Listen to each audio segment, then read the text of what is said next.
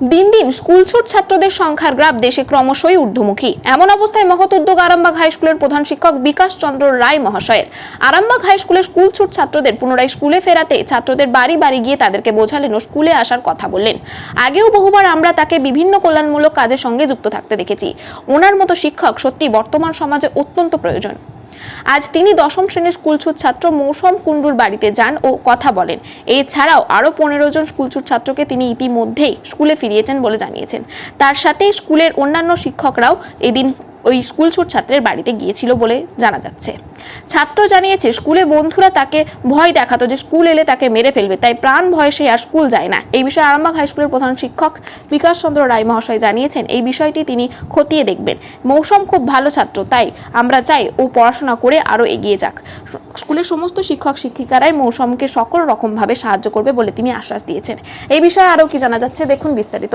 24 hours আরামবাগের report.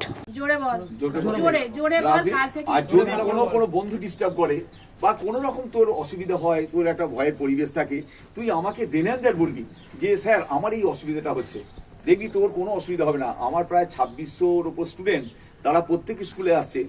প্রধান শিক্ষক বিকাশ চন্দ্র রায় কোনো ফিস লাগবে না, তোকে মিষ্টির দোকানে কাজ করতে হবে না।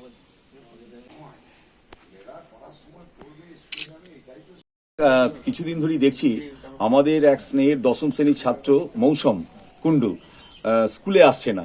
তো আমরা বিভিন্নভাবে খবর নিয়ে ওনার এক আত্মীয়র মাধ্যমে জানতে পারলাম যে ও সারদা মিষ্টান্ন ভাণ্ডারে কাজ নিয়েছে।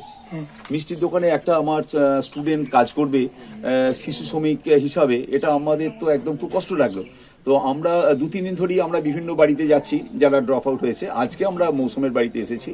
তো মৌসুম আমাকে কোনোদিন বলেনি যে কোনো স্টুডেন্ট তাকে ডিস্টার্ব করছে। দেখুন, আমাদের তো 2600-2700 স্টুডেন্ট। এখন ছাত্ররা নিজেদের মধ্যে অনেক সময় মারপিট করে, বন্ধুত্ব করে, এগুলো তো থাকবেই। কিন্তু এটা স্কুলে ড্রপ আউটে এটা প্রধান কারণ হতে পারে না। তার কারণ হচ্ছে আমি আছি, আমার সম্মানীয় শিক্ষকরা আছেন। আজকে মেহবুবু এসেছেন, এখানে আমাদের বিভাসবাবু এসেছেন, শ্রীকান্তবাবু এসেছেন, রঞ্জিত, সবাই এসেছেন এবং স্কুলের সবাই ওকে ভালোবাসে। সবচেয়ে ব্যাপারটা হচ্ছে যে মৌসুম খুব ভালো স্টুডেন্ট এবং ওর স্কুলে কোনো ব্যাড রেকর্ড নেই।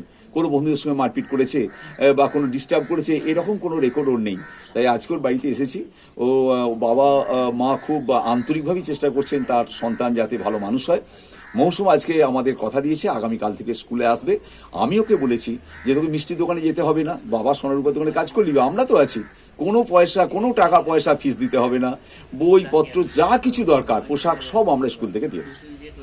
এইরকম কতজন ছাত্র আপনাদের? 15-16 জন ছাত্র আমাদের এখনো দৃষ্টিতে আছে যারা স্কুলে আসছে না। তাদের ভিতরে 5 থেকে 6 জনকে আমরা শনাক্ত করেছি, তারা এই সপ্তাহ থেকে স্কুল যাওয়া শুরু করেছে। এই যে উদ্যোগ আপনাদের দেখা যাচ্ছে একের পর এক যেভাবে আপনি ইংলিশ মিডিয়াম চালু করেছেন, এটাও একটা স্বপ্নের মতো। কালকেও দেখা গেল এসডিপিও স্যার নিজে যে ক্লাস করাচ্ছেন, এই যে সাফল্য, এই সাফল্যের পেছনে কি মনে করেন? দেখুন, আমরা তো নিজেদের সন্তানদের ভুলে থাকি স্কুলে ওদের দিকে তাকিয়ে। ওরা যাতে একটা আনন্দদায়ক পরিবেশে পড়াশোনা করতে পারে সেটাই আমাদের সবসময় লক্ষ্য থাকে। এই কদিন আগে আমরা ইনডোর বাগান করেছি, শিশুরা সবুজ দেখে আনন্দ পাবে। গতকাল আমরা একটা যেটা ওই পাখিরালয়, পাখিদের বাসা ফিরিয়ে দাও, আমরা বর্ধমান থেকে পাখির বাসা এনেছি। যে বটগাছটা আছে পিছনে, সুন্দরভাবে আমরা ওই পাখির বাসাকে রেখেছি এবং ছাত্ররা যাতে সুশৃঙ্খলভাবে স্কুলে পঠন পাঠন করতে পারে, টোটাল প্রচেষ্টা আমার সম্মানীয় শিক্ষক শিক্ষিকারা করছেন। আমার পরিচালনা সমিতির সভাপতি প্রদীপ কুমার সিংহরা অত্যন্ত আন্তরিকভাবে সহযোগিতা করেন সকল সদস্য। তো আজকে মৌসুমের বাড়িতে এসে আমরা খুবই আজকে আনন্দ পেয়েছি যে মৌসুম কথা দিয়েছে যে আগামীকাল থেকে স্কুলে যাবে। কোনো সমস্যা হলে ওদের বলেছি যে আমাদেরকে বলতে, আশা করি স্কুলের কোনো সমস্যা হবে না। স্কুল থেকে ড্রপ আউট হওয়ার পর কাজ মানে স্কুল যাওনি? বন্ধুরা ডিস্টার্ব করতে বলে সেটা কি তোমার স্যারদেরকে জানাওনি? স্যারদেরকে জানানোর পরেই আমাদেরকে ওরা বলে দিয়েছিল যে স্যারদেরকে বললে বাইরে বেরোলে মেরে ফেলবো। কতদিন হলো স্কুলে যাও?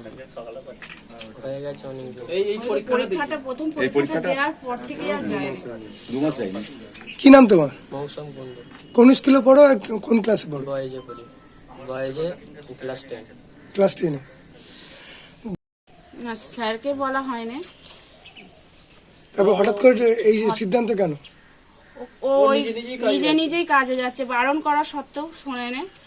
বারণ করছি যে না তুই স্কুলে যা, লেখাপড়াটা কর। আমার ভালো লাগছে না, এই কথাই বলছে, আমার ভালো লাগছে না, আমি কাজে যাব। আমি যে এখন থেকে কাজে যাই, এখন থেকে কাজে যায় না। ঘরে পড়াশোনা কর, স্কুলে যা, মানুষ হ। তুই বলছি না আমার ভালো লাগে না, আমি যাবো না। কি নাম আপনার ছেলে? মৌসুম কুণ্ডু। কটা সন্তান?